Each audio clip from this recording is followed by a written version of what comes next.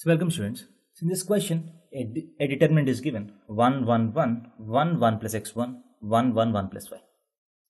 And you're asked to find the nature of divisibility of this determinant with x and y. So I'll do it in two ways. First way is direct expansion. So before direct expansion, I'll use some row operations or column operations and do the direct expansion. So what I do is R2 becomes R2 minus R1 and R3 becomes R3 minus R1.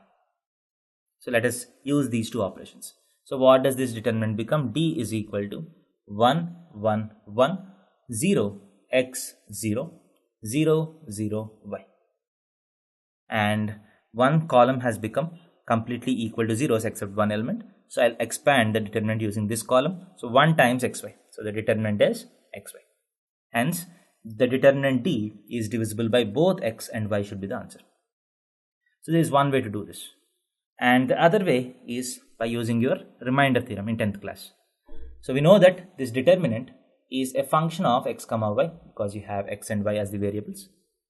You have the determinant as a function of x and y. Now if you put x is equal to 0, what is D of 0 comma y? If you put x is equal to 0, the determinant is 1, 1, 1, 1, 1, 1, 1, 1, 1 plus y, which is equal to 0. So if you put x is equal to 0, the determinant is becoming 0. That means x minus 0 or x is a factor of this determinant. Similarly, if you put y is equal to 0, the first row and the third row becomes equal. Again, the determinant is 0, hence y minus 0 is also a factor. That means both x and y are factors of this determinant. Hence, this D is divisible by both x and y. Thank you.